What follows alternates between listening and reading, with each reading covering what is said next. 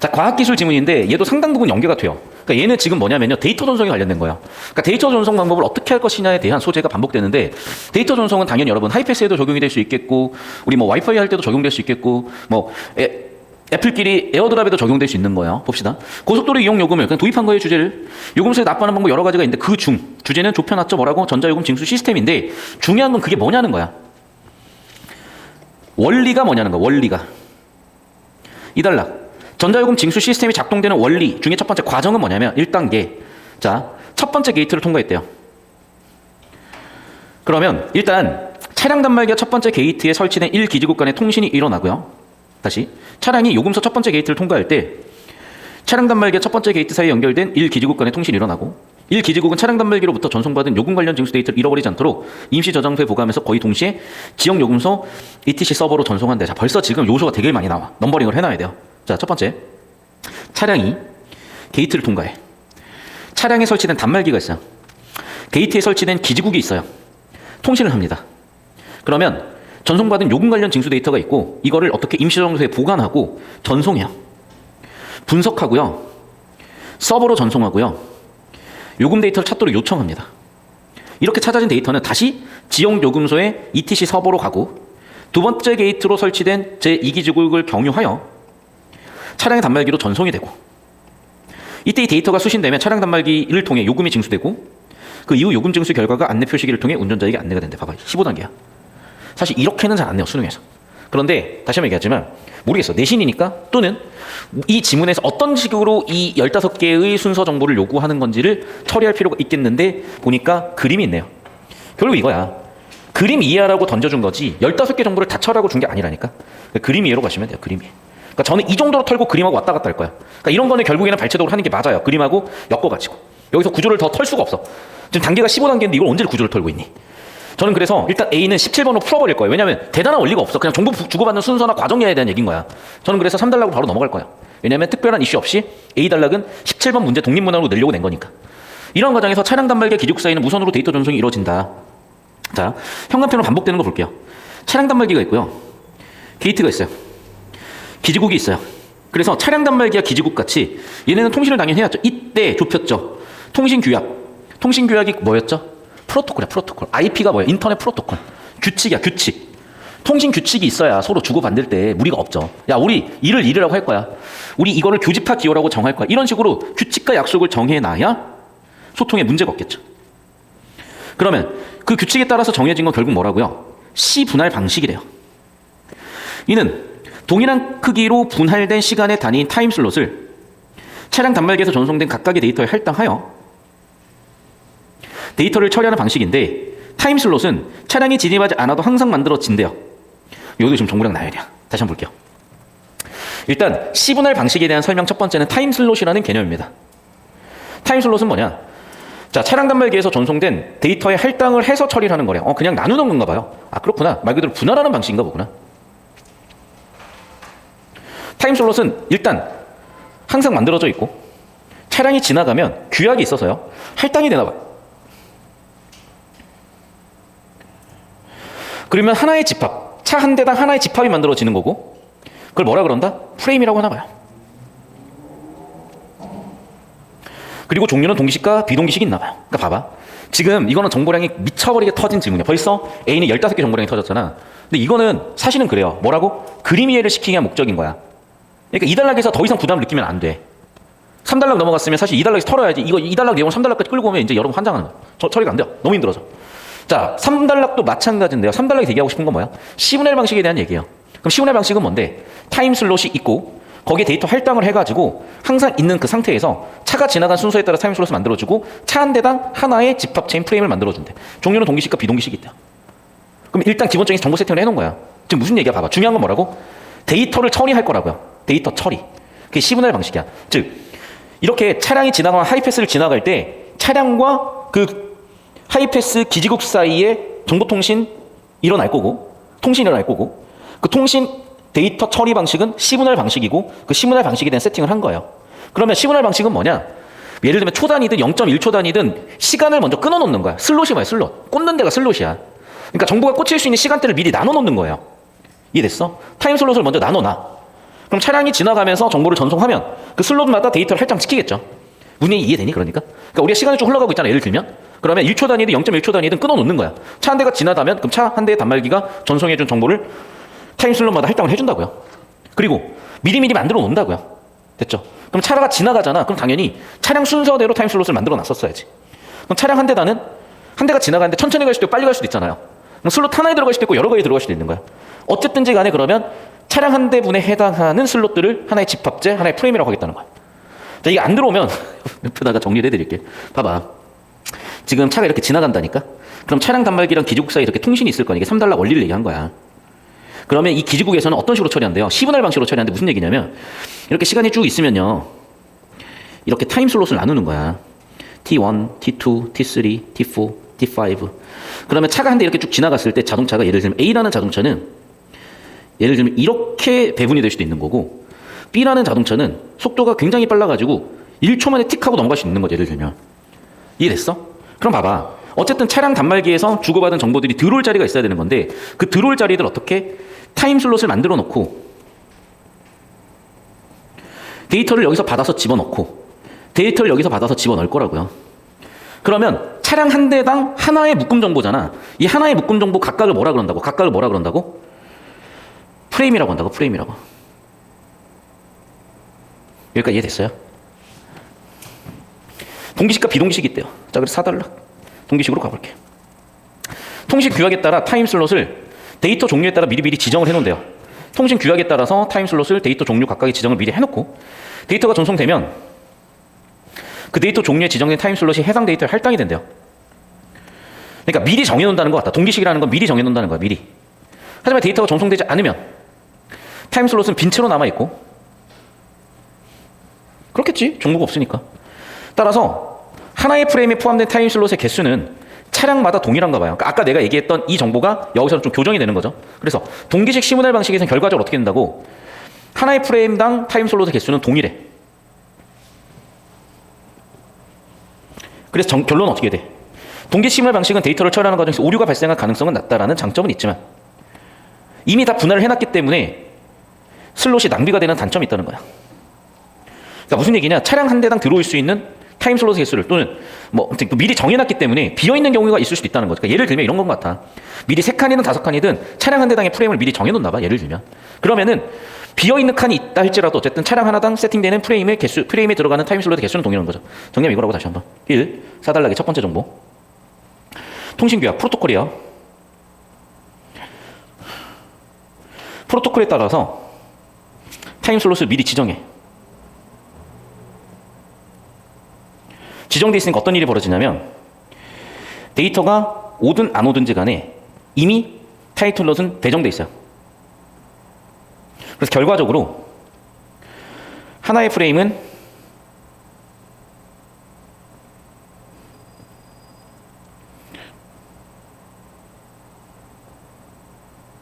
동일하다고. 거기에 대한 장단점이 있고. 그러니까 제가 다시 한번 얘기하지만 줄글로만 읽으면 이해가 안 돼요. 항상 이렇게 구조 처리, 수학에서 풀이 과정을 꼼꼼하게 쓰는 것처럼 해주셔야 된다. 5달러 볼게요. 자, 그 다음에 이제 비동기식 시분할 장치가 있다고요. 얘는 타임 슬롯을 비워두지 않고 다음 수에 해당하는 데이터에 타임 슬롯이 할당이 된대요.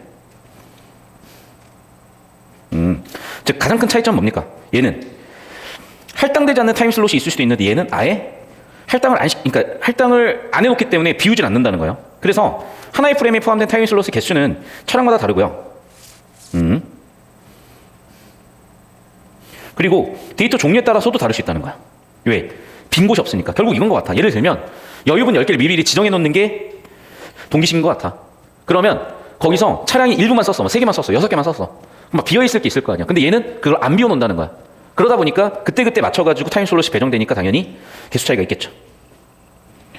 자, 그러면 봐봐. 그 데이터 종류 확인이 필요해. 왜? 데이터마다 프레임이 달라지는 거니까. 그래서 어떻게? 데이터 종류 확인하고 주소 필드 포함시켜서 프레임 구성한대요. 그래서 장점은 뭐야? 낭비되진 않아. 하지만 오류의 가능성은 있다. 그럼 마지막 5달러까지 요약 정리가 됐죠. 여러분 꼭 구조도 그려오십시오. 내신 대비든 수능 대비든. 그래야 여러분의 실력이 쌓입니다. 자, 1번 선지부터 와볼게요. 항상 주제 구조를 묻는다고.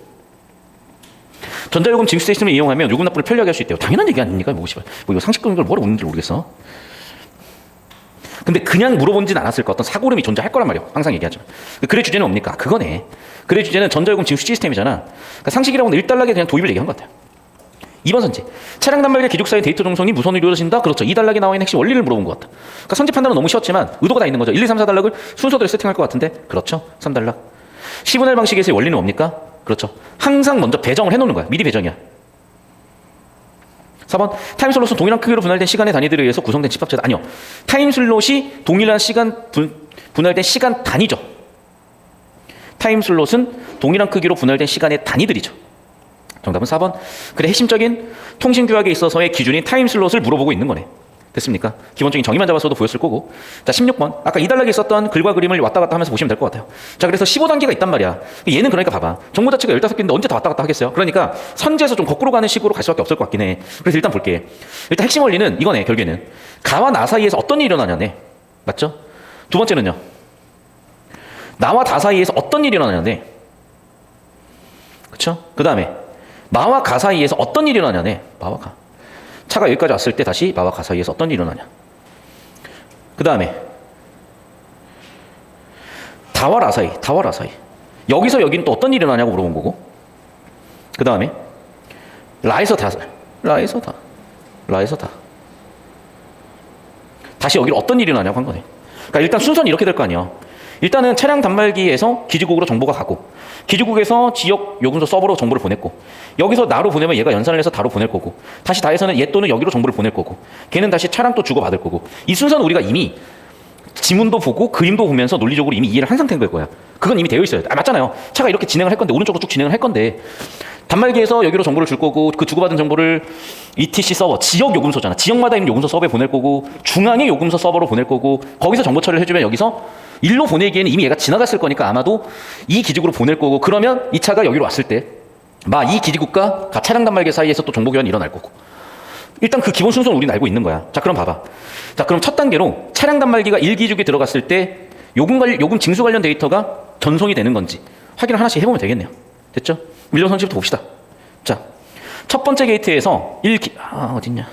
차량 단말기가 첫 번째 게이트 사이에 설치된 1기지국 사이 통신이 일어나는데, 차량 단말기에서 1기지국으로 요금 관련 징수 데이터를 주네요. 맞네, 그러면. 맞죠?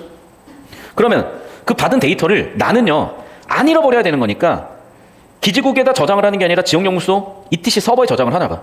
그래서 이 요금 관련 징수 데이터가 전송돼서 저장이 되는 거죠. 우리 거기까지 읽었다. 자, 그럼 이제 세 번째. 마에서 가로. 2기지국에서 차량 단말기로 어떤 걸 주나 봅시다. 2기지국과 차량 사이의 관계. 자, 2기지국을 경유해서 차량 단말기로 전송을 해. 뭐를? 징수할 요금 데이터를. 그러니까 3번 순서를 원래 뒤에 있었던 걸 여기다 지금 섞어놓은 것 같거든요. 그래서 징수할 요금 데이터를 여기서 받아가지고 주는 거죠, 차에게. 됐습니까? 3번도 괜찮고요. 4번. 다에서 라로는 얘네가 받은 요금 징수 관련 데이터를 이제 도로공사 요금 정산센터 중앙으로 보내서 뭔가 해결하는 거죠. 그래서 다시 다에서 마로 징수할 요금 데이터가 전송이 된대요.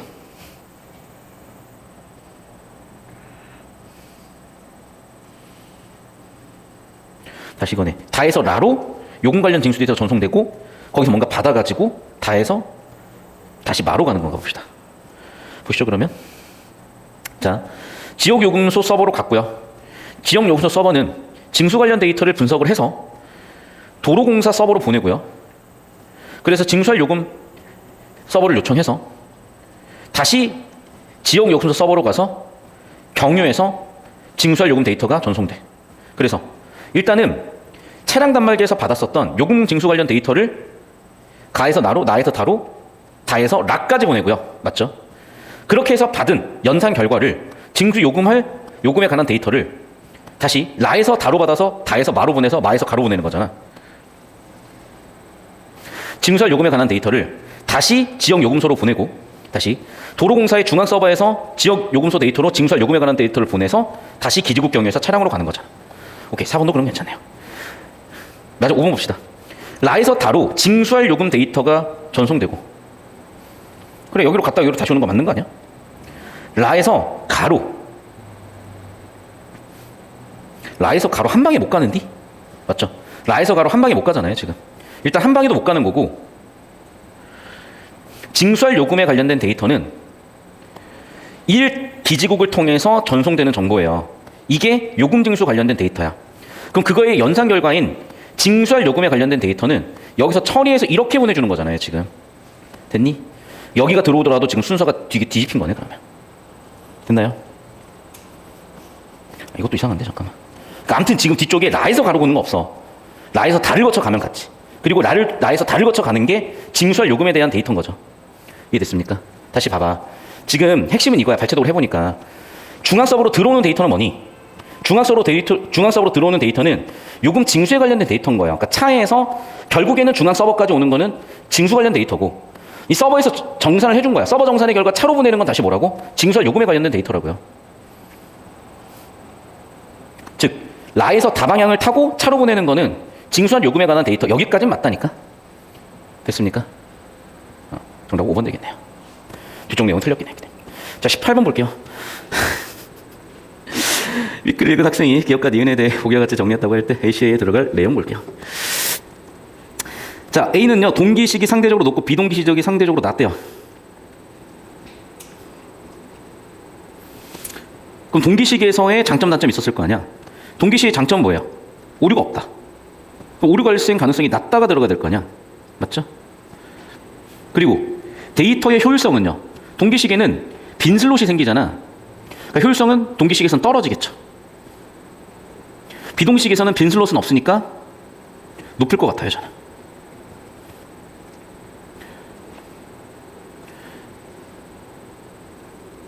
자, 그래서 동기 시기에서의 장점 확인해 볼까요? 동기 시기에서의 장점은 뭐였다고? 오류 발생 가능성은 낮아. 낭비는 있어. 장점? 그러네. 여러분, 오류가 발생한다의 반대말은 뭐예요? 데이터 처리가 정확해진다죠. 이해됐어? 오류 발생 가능성 높다. 데이터 처리 부정확하다. 그거네. 그러면 동기식은 오류가 낮다. 동의어는 뭐라고요? 정확성은 높다. 됐죠? 정확성은 높다. 정답은 4번 되겠네요, 그러면. 일단 필기하세요, 여러분. 필기하고 고민하면 보일 겁니다. 다른 방법 없어요. 뭐 답 내면 뭐 할 건데. 수학 30번 문제 결국에는 답을 내서 뭐 할 건데. 답 17 외우면 뭐 할 거예요. 풀 과정 중에 이해가 되는 데까지 따라가 봐야지. 회장님, 저 좀 꺼주세요. 자, 요금소에서 데이터 처리에 관련된 설정된 내용으로 윗글 읽은 학생들이 보기에 대한 반응을 적절하지 않은 것은. 자, 네모네모 요금소에서 전자요금 징수 시스템을 운영되는 하나의 차로와 1, 2번 차량이 시간 간격을 두지 않고 순서대로 딱딱 지나갔어요. 하나의 차로를 시간 간격 없이 지나갔다고? 자, 그래서 동기식과 비동기식이 있는데요. I-2는 뭐고 I-4는 뭘까? 일단 이 보기 해석부터 좀 해야 되겠네요. 보기 해석부터 한번 해볼게요. 이게 무슨 얘기일까? 데이터 종류는 I1, I2, I3, I4가 있나 봐. 오케이. 그 차량 구분을 하는데 시분할 방식으로 해서 1번 차량은 동기식이고 2번 차량은 비동기식인가 봐요. 그러면 그 각각에 따라서 데이터가 있으면 없으면 일단 표로 얘기한 것 같다. 일단 알겠어. 그 다음에 데이터 종류의 순서. 그러니까 1번 정보, 2번 정보, 3번 정보, 4번 정보 각각 이런 걸 의미하는 것 같거든요. 그러니까 I 1번 정보는 차량에 정상 진입을 했냐, I 2번은 후불카드를 썼냐 안 썼냐, I-3번은 그렇지 후불카드의 소유주와 차량 소유주가 일치하는지도 확인해야 되겠죠. 마지막은 요금 감면 대상인지 확인한대요. 그리고 U라는 의미는 무슨 얘기냐면 데이터 종류에 해당하는 내용과 일치한다. 그러니까 I1에 해당하는 정보가 왔는지 안 왔는지 얘기하는 것 같다. 그러니까 무슨 얘기냐 이 얘기겠죠. 그러면 그러니까 U라는 건요 I1 차량이 정상적으로 진입했다는 데이터가 들어왔다면 U라고 바뀌게 돼요. 그런데 후불카드를 사용했다는 정보에는 얘가 무라는 걸 보면 얘는 후불카드를 안 쓴 거고요. 얘는 쓴 거겠죠. 세 번째, 차량 소유주랑 카드 소유주가 일치했는지 확인했더니 일치한다는 정보가 들어온 거겠죠. 마지막으로 네 번째, 요금 감면 대상인지 정보를 봤더니 1번 차량은 맞다고 나온 거고 2번 차량은 틀리다고 나온 거겠죠. 그러니까 무는 불일치하는 경우, U는 일치하는 경우로 오케이 구분할 수 있었고 이렇게 우리가. 그래서 데이터를 이렇게 한번 정리를 해봤어요. 계속 봅시다. 아까 제가 저기다 써놨다시피 타임 슬롯을 이렇게 TS라는 구분을 써서 시간 흐름대로 끊어놓은 거예요. 이렇게. 그리고 각각은 시간이 이렇게 동일한 칸으로 세팅이 돼 있어요. 자, 그럼 이제 지문에서 원리 배운 것을 갖다고 적용을 해야 되겠죠. 자, 그럼 봐. 일단 동기식이냐 비동기식이냐에 따라 다를 거예요. 그럼 동기식일 때는 빈칸이 존재한다고 그랬었잖아. 그럼 TS2는 비어져 있대요. 왜 비어져 있을까? 자, 두 차량 사이의 타임 슬롯은 존재하지 않고 1번 차량의 타임 슬롯은 TS1부터 쭉 들어간대. 그러면 TS2가 비어있는지 어떻게 알지? 1번부터 난 좀 판단이 안 되는데. 왜 비어있다고 한 걸까? 아, 여기 무라고 박혀 있으니까 그건가요? 그럼 여기가 지금 TS1, 여기가 TS2, TS3, TS4가 온다면 여기에 동기식인 경우에는 유무니까 여기에 무가 박힌다. 그리고 이게 하나의 프레임이다. 그건가? 라고 일단 봐봐. 지문이 아무리 정보가 많아도 텍스트로 설명할 수 있는 건 한계가 있으니까 이렇게 표 처리하고 구조 처리를 하고 정보를 처리할 수 있는 형태로 만들었을 때 처리가 되는 거예요. 그러니까 우리가 지문 줄글로 보고 이해가 안 됐을 때 이렇게 선지나 보기 문제들에서 이해도가 높아진다는 얘기를 아까도 했었고 얘도 지금 약간 그런 느낌인 것 같아요. 자, 정리하면 비어진 이유는 첫 번째 동기식 때문일 거고 두 번째는 뭐라고요? 얘가 후불 카드를 안 썼기 때문이겠지. 왜냐하면 i2는 후불 카드 정보니까. 됐습니까? 그래서 1번 선지. 동기식이고 후불 카드를 안 썼기 때문에 당연히 정보는 무, 빈칸으로 나오겠네. 그러면 저는 괜찮은 것 같다. 1번 선지. 2번 선지. TS3와 TS7은 그럼 봐봐. 아마도 이렇게 4칸을 1번 차량이 쓰고 나머지 4칸을 2번 차량이 썼다고 하면 2번에서 물어온 TS3번과 7번. 얘는 지금 세 번째 정보잖아요. 세 번째 정보잖아요. 차량 소유주와 카드 소유자의 관계를 확인하는 정보인 거네. 둘 다 일치하는 거잖아요. 됐나요? 결국 이거라고. 그러니까 무슨 얘기냐. 지금 이 순간에는 발췌독처럼 보이지만 그냥 발췌독한 게 아니라니까. 지문을 통해서 지문에서 요구하고 처리하라고 의도된 정보들을 구조적으로든 내용적으로든 처리한 뒤에야 이해도가 높아졌기 때문에 발췌독을 해도 보이는 상태가 된 거예요. 3번 선지. TS4에서는 요금 감면 대상이라는 데이터가 담겨 있고 그래 TS4는 아까도 얘기했지만 네 번째 정보니까 요금 감면 유무잖아. TS8에는 무였으면 요금 감면 대상이 아니라는 얘기겠죠. TS4가 유고 여기가 무면 그러겠네. 보기 보니까 그렇죠. 유고 무네. 확인됐어요. 자, 3번 선지까지 해결됐고 이제 4번 선지 보도록 할게요. 다시 TS4에는 요금 감면 대상이라는 데이터 유. 잠깐만요.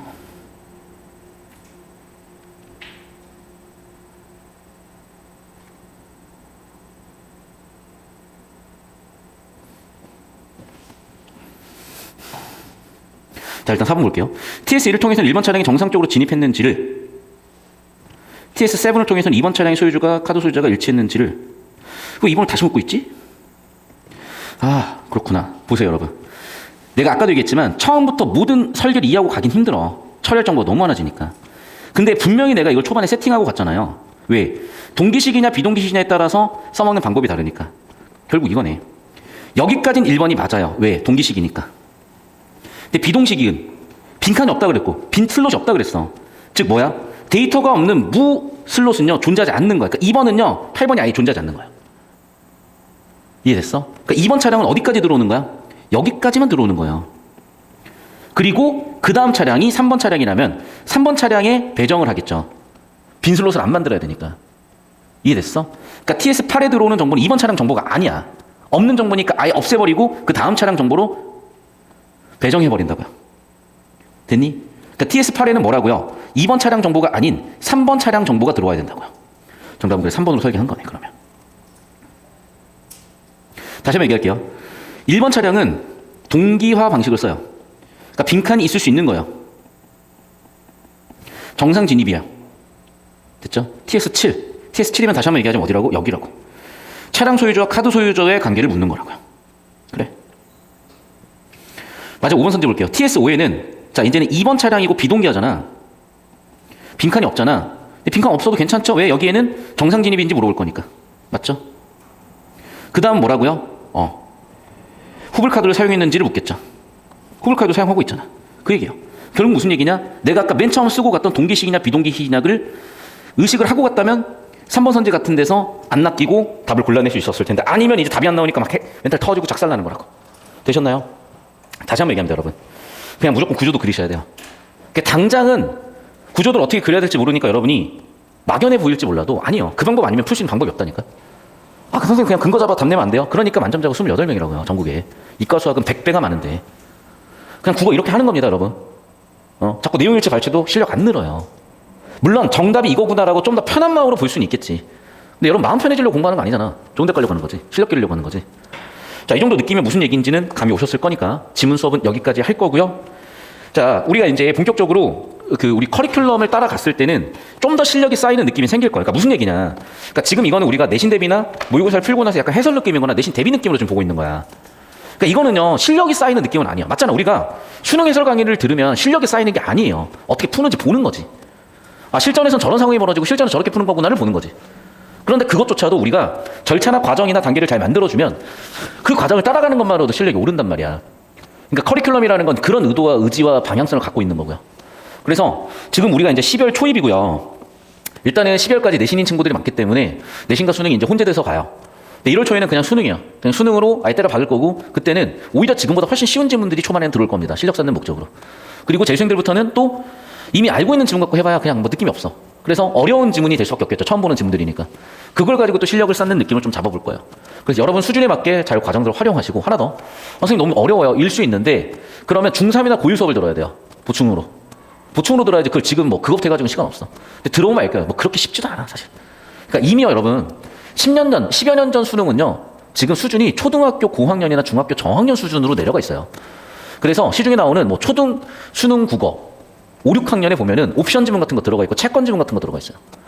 그러니까 그만큼 여러분 이 시대에 요구되는 수준이 높아요. 왜? 맞잖아. 돈 문제 안 생기려면, 법 문제 안 생기려면, 인간으로서 존재하려면 철학 지문 같은 거 건드려주고 해야 되는데 도대체 사탐과탐에서 해줄 수가 없어 그거는. 왜냐하면 사탐과탐은 또 학문적으로 가지 실용적으로 그 정보를 처리한 형태로 가질 않아요. 국어과에서 지는 부담이 되게 큽니다. 그만큼 만점자도 적게 나오는 거고 난이도 높다고 느끼지만 방향만 잘 잡아주시면 여러분 훨씬 다른 학생들보다 좀 편하게 효용은